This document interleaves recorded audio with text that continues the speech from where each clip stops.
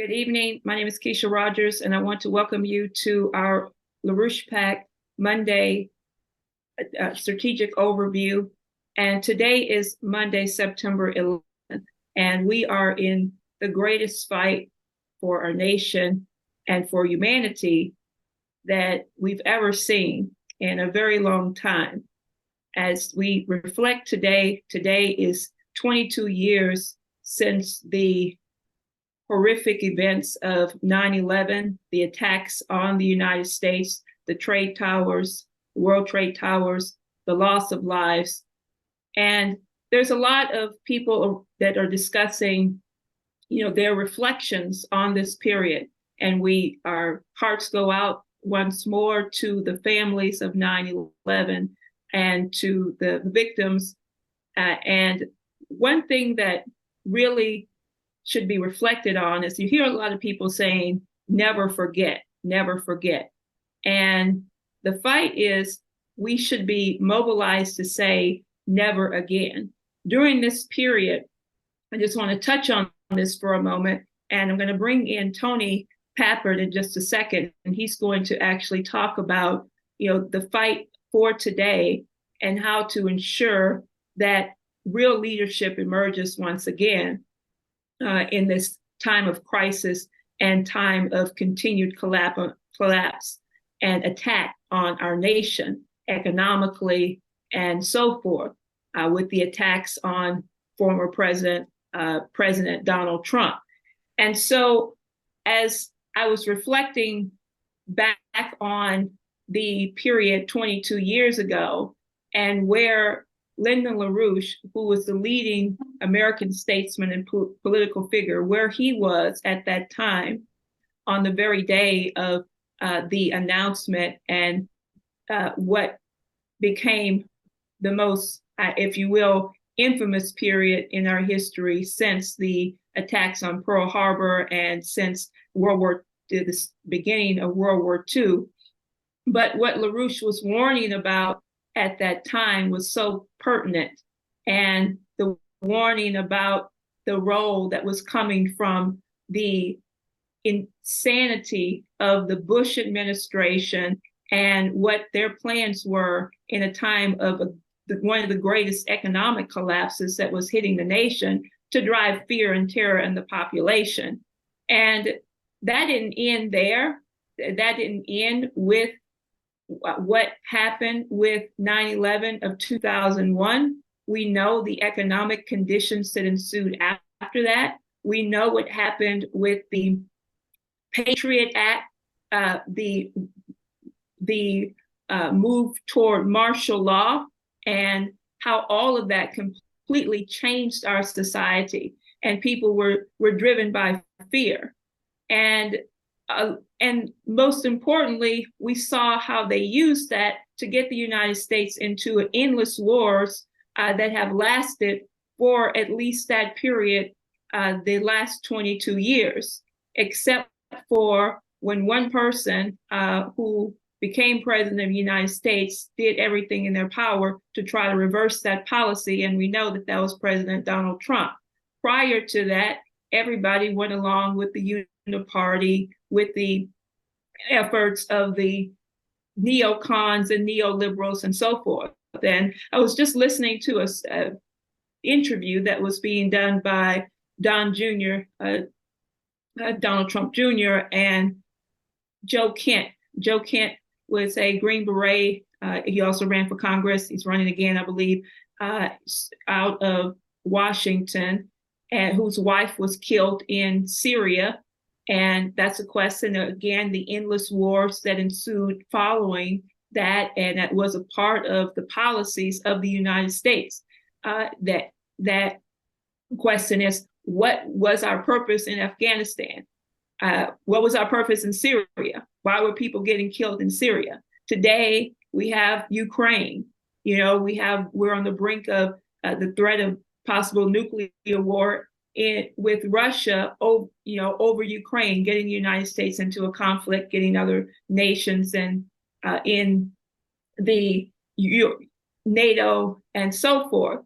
And we was just announced, I guess, a few days ago that we're now going to be sending more munitions and weapons and so forth, money over into Ukraine.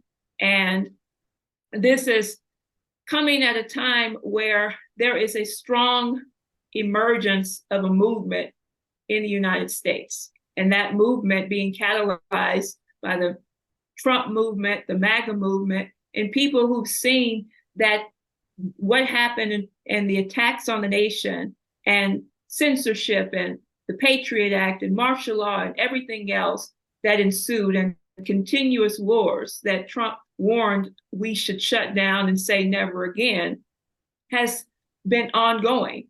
And the reason why you have the prosecutions against the president, President Trump, and everything he tried to do to shut down the deep state and the war policy is ongoing is because they are determined that their plan will not be stopped. The idea is to destroy the United States. And so if we want to bring about really saying never forget, we have to say never again. We have to make sure that the people are not lied to any further, are not driven by fear. And this is why what Tony is discussing tonight in this context, and, as we reflect on, what happened 22 years ago, but the fact that it wasn't just something of the past. It's a fight that's has to be continued to be waged against the enemies and forces of evil in our nation, and coming from imperial forces. And so, what the title of the discussion for tonight is 2 weeks that will end in history. As people know, Congress is coming back into session. And you have all this debate around continuing resolutions, omnibus bills, what's going to happen with the fact that we are in a deep economic decline, inflation. And, let me just say again that one thing LaRouche warned about 22 years later, and he did another message on the 10-year anniversary of 9/11, is, how not just how this was an inside job, how it was determined, it was fixed, it was incompetence, but also the fact that you didn't have leadership. And we're seeing that tremendously again today, where as you have the anniversary of this tragic event, terrorist event that took place in the United States, where is Joe Biden? Where is the so-called president of the United States? Where is his head? No one can really answer that question because you might not have a mind or something. But this guy's in Alaska. That's where the president is at this time, telling Alaskans that the number one thing that drives their economy, that he's going to shut down oil leases. I mean, this is the insanity we're dealing with right now. And so our job, and what we're going to be discussing tonight, Tony's going to present more, is the mobilization at hand. Congress is coming back into session. As people know, LaRouche PAC has been leading a very strong effort and mobilization across the country to stop the prosecutions of President Donald Trump. And that has to be a number one priority. And that's, if you read the email today, that's what we're going to be discussing tonight. Mobilizing your Congress members and really building out this movement to say never again. We need to actually focus on an economic solution to making the United States the greatest economic power ever known once again. So that's what I wanted to start with, and we'll take questions shortly here. But I want to turn it over to Tony so he can give his opening remarks and comments, and then I'll come back on and let you know how you can join the discussion and ask a question or make a comment. Yeah, great. Thanks, Keisha. So what I'm going to discuss is 2 weeks to make history. And as Keisha just said, Congress is coming back tomorrow, and on the 30th at midnight is the end of the fiscal year. And if aspects of the government are going to be funded after September 30th midnight. Congress has to approve that in the next 2 weeks. Actually, they have scheduled at this point 11 days of sessions of the House. The Senate is in session already, but 11 days of sessions of the House between tomorrow and September 30th. And what we have to do, and many of you know this, we have to support the Freedom Caucus of the leading Republicans in the House to fulfill their commitment, and they have to be supported by all House Republicans and by the senators. We have to make them supported too. Their vow in a statement, I think they issued during August, if I remember, that they would not fund the weaponization of the Justice Department, which means cutting off the funding to Jack Smith's illegal persecution and frame-up of the 45th President of the United States, Donald Trump. There's also a member of the House Ways and Means Committee, of the House Appropriations Committee, which is central in this thing. I believe his name is Congressman Clyde from Georgia, who has also promised that he's going to put in riders to that effect in bills before his committee during this crucial 2 weeks, which will also cut off funds to the illegal prosecutions of Fannie Willis in Atlanta against Donald Trump and Alvin Bragg in New York. So the other thing that has to be done, and it's best to do it right now at the same time, to have an all-out war on this illegal persecution of our president, is to begin impeachment against Attorney General Merrick Garland. This is much more important than impeaching Joe Biden.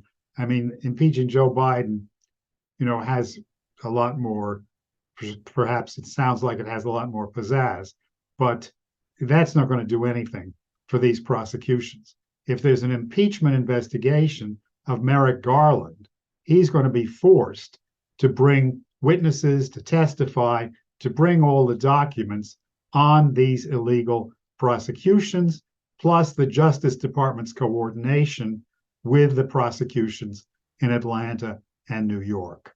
So these things can all be dragged out in the light of day, exposed to the public, and that's certainly going to trip them up, slow them down, and perhaps stop them in these illegal frame-ups of the president.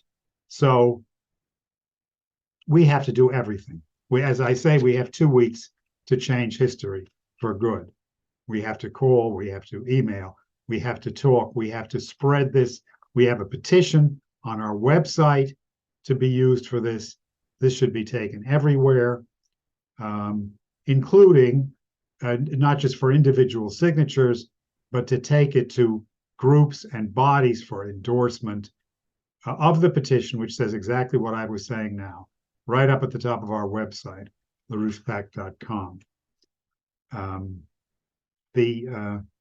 So that's our task. I know many of you are fully engaged in it minute to minute, and I'd encourage all the rest of you to join, and your friends, your associates, your family. Everybody should be in on this thing during this unique opportunity, which we may not have again. Now, at the same time, the United Auto Workers is in last-minute negotiations with the auto companies. They have taken a strike vote in August, authorizing the leadership to go on strike when the contract runs out, if there's no agreement, which there isn't yet, when the contract runs out on September 14th, in 2 days. This is extremely important from a number of grounds. The real issue of the strike, as President Trump pointed out repeatedly on his website, and I think he also did that in his recent rallies, the real issue of the strike is that Joe Biden's green energy plan and particularly his EV, electronic vehicle plan, is going to completely shut down the auto industry in the United States. I mean, through billion-dollar giveaways, throwing away money to, build up EVs, EV batteries, battery plants, and so on, through billions of dollars of giveaways and through so-called pollution standards. Biden intends, as he said, to force through that 1/3 of new vehicles sold in the United States, one half of new vehicles sold in the United States by 2030 should be, in essence, EVs. This is completely perverse and impractical in the U.S. situation. The U.S.-made EVs are luxury cars, even when these $1,000 of subsidies are thrown in. They're very impractical for the U.S., besides being luxury cars. They don't go very far. And there's other problems. Now, the Chinese, as again Donald Trump pointed out, the Chinese are manufacturing a bunch of cheap EVs, which maybe will sell in the United States for something like the price of gasoline-powered cars in the past. But they're really, the ones I've looked at so far, in any case, they're really quite different. The cheap ones have a range of 100 miles, a speed limit of 40 to 45 to 50 miles an hour. So they may be affordable, depending on the tariff, but they really not at all like an automobile that we're used to. They're more like an electric bike. If Biden's plans go through and the American family loses the use of the combustion engine cars which we're used to, it's going to be a complete change in our culture for the worst. The mobility of the American family is going to be gone. He may be able to putter around town in a thing, as I say, resembling an electric bike, or he may not, but he's really going to resemble the medieval peasant who lives and dies and never leaves his village, totally unlike the American standard of living, which not only we're used to, but which is the basis for our productivity, our science, our culture, the basis for our present day existence as Americans is going to be sacrificed. And then finally, we don't have the electricity for these things, as I guess people know. We're losing our electric power in the U.S. More and more areas of the country, California, now Michigan, I'm sitting in, are having blackouts. Texas, threat of blackouts right now. Why? Because of renewables. The Biden and his predecessors, but mostly under Biden, has forced renewables into the electric grid. Texas Governor Abbott also did that. Maybe he's cured of it now. Forced renewables into the electric grid, with the result that we're losing electricity and we're losing electric reliability. Now, why is that? Let me tell you a secret. Wind power and solar power. Well, step back a sec. Biden's plan on this overall is, and this is unbelievable, Biden's plan on this overall is that by 2035, all U.S. electricity will be produced by so-called renewables, namely wind and solar. And no electricity will be produced by burning of fuels. Now, this is impossible for reasons which I can explain easily. You may already know. It's impossible, but the attempt to do this results in the fact that the more solar power you have, the more wind power you have, in the United States or any other country, the more solar, the more wind, the less energy you have. This is the dirty little secret, that solar power and wind power use up more energy than they generate. And this has been fully established scientifically, and I can refer you to scientific papers which show this fully. It's a relatively simple concept called EROI, energy return on investment, or energy return, something called EROEI,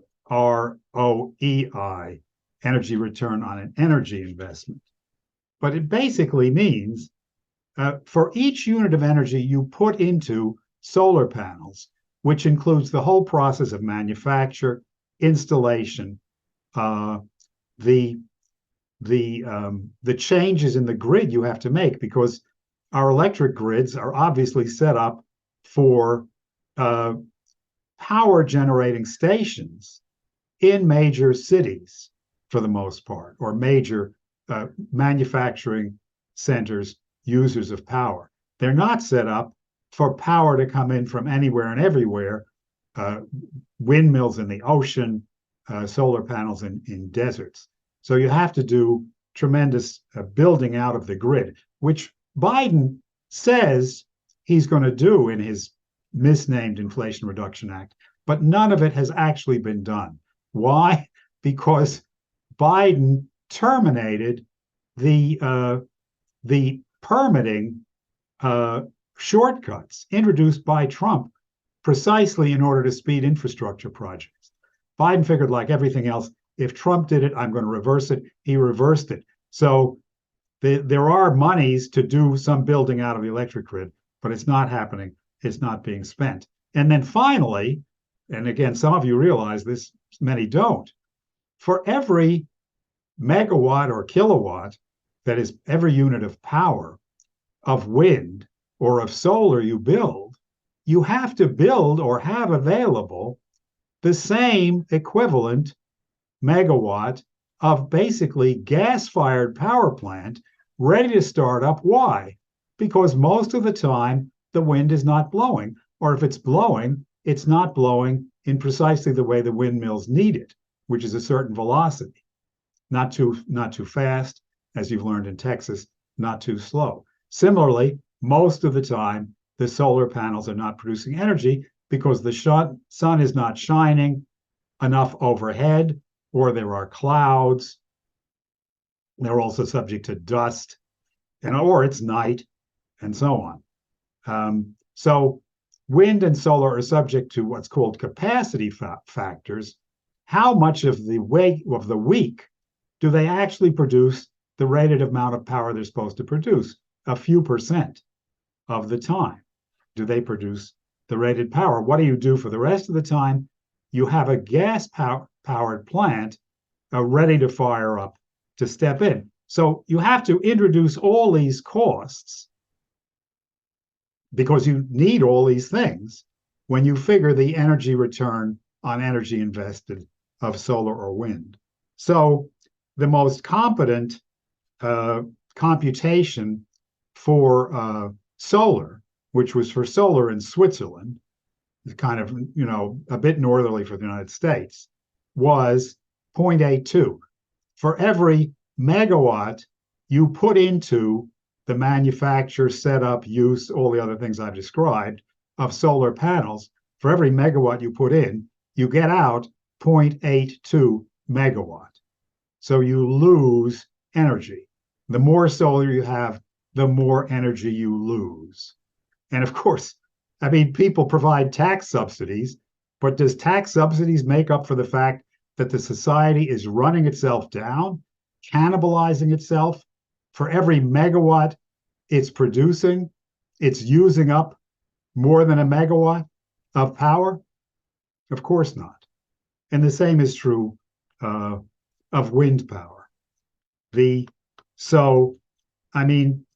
wind and solar, just for your rough comparison, there's different ways of providing these figures, but if wind and solar have an energy return on investment of less than 1, you could compare general modern coal-fired power plant, energy return on investment about 15. You get out 15 megawatts for every megawatt you put in. Nuclear, about 30 to 40. You get out 30, 40 megawatts for every one you put in. Wind and solar, you lose. The more energy you produce, the more energy you lose. So that's the fundamental reason why, in fact, I can't plug in my electric car. We don't have the electricity. Why? Because we've gone renewable. Now, so that's an important element of the current situation, taking off, as I said, from the issue of the auto strike, which is, as I've stated it, that the automobile industry, under the Biden policies, stands to be sacrificed to the god of green and all of the jobs in that industry. Because as President Trump says, if our people indeed are all driving electric cars, as Biden says he wants, they're not going to be made here. They're going to be made in China, and they're not going to be the kind of cars our people want. Now, last Friday, and this is, as you'll see, it's very closely related to everything I've said so far. Last Friday, speaking in South Dakota, President Trump said that it's probable that we're heading into a new Great Depression. He said, I hate to say this. I hate to say it here in South Dakota, but I've never said it before, which he hasn't. But he said, I fear it's true. And there is, I mean, my evaluation is that it's true. And I'll tell you why. First of all, Europe is falling into depression, led by Germany. I mean, Germany is in deep recession, technically, not yet in depression. Germany is in deep recession, and it's getting worse. And Germany is the largest economy in Europe, whether it's Western Europe, and the powerhouse of the Western European economy. Germany is deindustrializing. 1/3 of the industries in Germany any expansion they do will not be in Germany, it will be overseas because of many factors, but the biggest one is the cost of energy. I mean, Germany has pursued the Biden Green New Deal to the point of suicide, which is where it leads. Germany shut down their last nuclear power plant. Germany attempted to phase out coal power, and Germany lost cheap Russian natural gas when Biden blew up the pipeline, bringing it, the Nord Stream 2, bringing it there from Russia. So basically, hugely expensive energy has been progressively shutting down German industry. Germany is deindustrializing. It's an incredible thing. And I mean, if it's allowed to continue, the consequences for human society globally are really immense because Germany has been the source of so much science and innovation right into the present. But if these trends are allowed to persist, that's not going to be true any longer. The rest of Europe is trailing along behind. I mean, Italy is in industrial recession. As in Germany, more slowly. The industries of Italy are shrinking. They have been since mid-2022.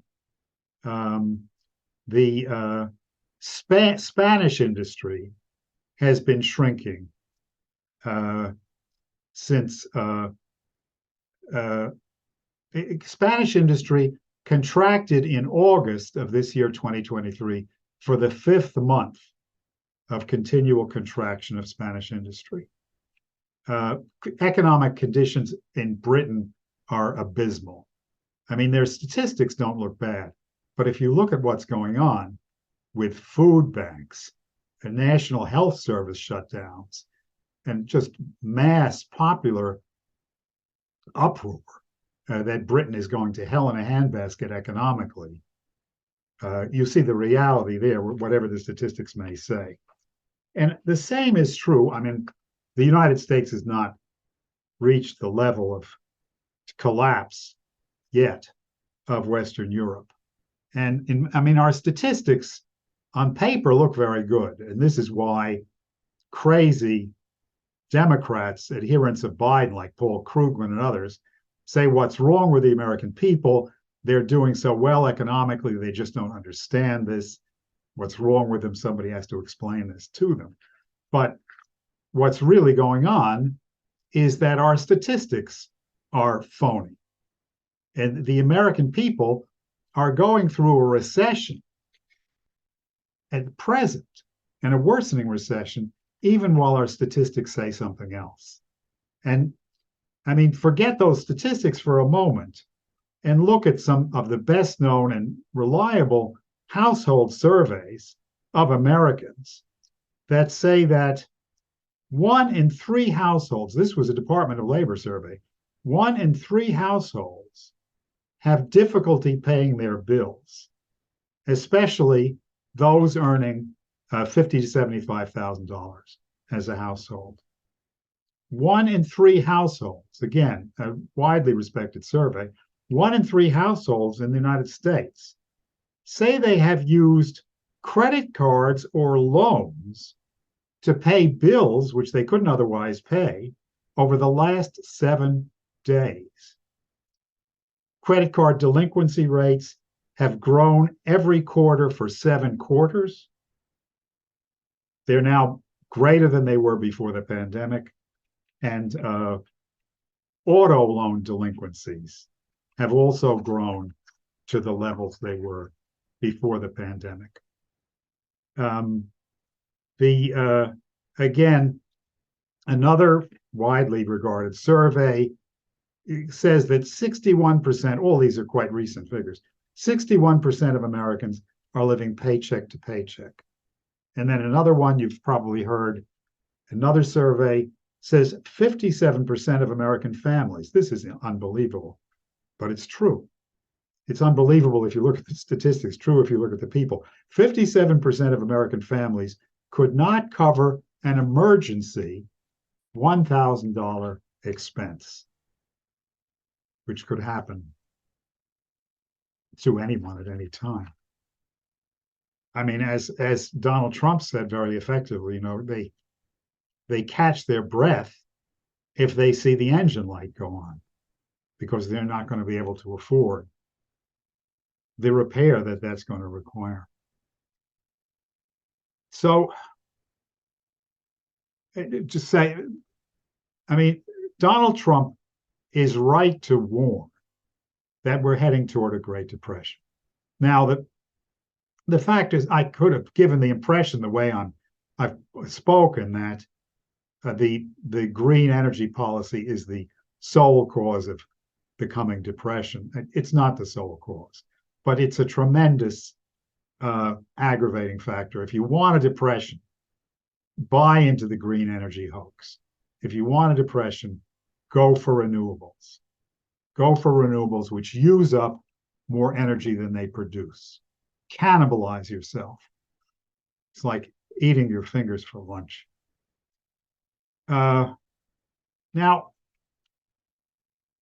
this raises the question of American leadership in the world. And here I go back to 9/11, because since 9/11, or since the aftermath, the bitter aftermath of 9/11, even worse than 9/11, the Afghanistan war, the Iraq war, the Syria war, the Libya war, since the aftermath of 9/11, many Americans don't want to hear the phrase America's leadership in the world. And one can understand why. But America does have a necessary role of leadership in the world. And it's nothing to do with what we've been doing, which is sending troops overseas into other countries to tell them who should be their government, how they should run their societies, and sending our men and women over to die for the schemes cooked up by idiots and moral imbeciles in the State Department. That's not American leadership. But America does have a necessary role of world leadership, and it begins with what our founding fathers, or really our Puritan fathers, John Winthrop said, the city upon an hill, the city upon a hill, that we have a role of leadership, first of all, by example. And of course, this is not our so-called elites who have led us down a road of destruction, but patriotic, hardworking Americans like yourselves, your representatives, your real representatives, President Trump, do have a necessary leadership and role in the world by example, by science, by culture. One of the things which is most startlingly indicative of that is the fact that President Trump is one of the most popular figures in many parts of the world. As I know from direct reports, in Black Africa, sub-Saharan Africa, President Trump is wildly popular. In Russia, President Trump is extremely popular. In India, President Trump is extremely popular. Among patriots in Germany and Italy, I know directly, President Trump is extremely popular and held in high regard. The press may not tell you this, but it's true. It may be true many other places. This is American leadership, which people around the world look up to. Now, to reverse a coming depression or to prevent it before it hits, there's quite a few things that have to be done. But one essential, which can't be overlooked, is to do what President Trump just called for last week, I believe it was, in an Agenda 47 video, building hundreds and hundreds and hundreds of power plants, coal-fired, gas-fired, hydropower plants, and to the extent possible, which we have to increase our ability, to the extent possible, nuclear power plants. We've had in recent years, we have built only 2 since 1978, but we have to get in a position to build hundreds of nuclear power plants. So that's the way out of a depression. Who's going to do, or that's not the only way out of depression, but if you expect to avoid depression or extricate yourself from one, you have to do it. Who's going to be the first to do it? Will the Europeans do it? Well, probably not, because they've been completely intimidated by the global oligarchy, its foundations, its United Nations. So they've rushed to shut down their energy in favor of these unviable renewables. The country which will lead the way is America, and the person who will lead the way is President Trump. Of 193 nations in the world, 193 nations have, just as the US does, China does, Russia does, every nation today, 193 nations have a plan for carbon neutrality, cutting back on fossil fuels, all this criminal nonsense. Every nation has bought that. The only world leader who ever rejected it publicly, because I'm sure many privately see that it's false, but they go along. The only one who ever rejected it publicly was President Trump, who pulled the United States out of the Paris Accords early in his first administration. So only one world leader has refused to bend the knee to green genocide. And under President Trump, we will not only do that again, but as I say, build the hundreds and hundreds and hundreds of nuclear power plants as a critical element of putting depression behind us, going into a new age of prosperity. The United States and the world, not by compulsion, but by example and by inspiration, like the inspiration which President Trump has given, I think, to everybody on this call. That's what I had to say, and I'd love to hear what you guys think.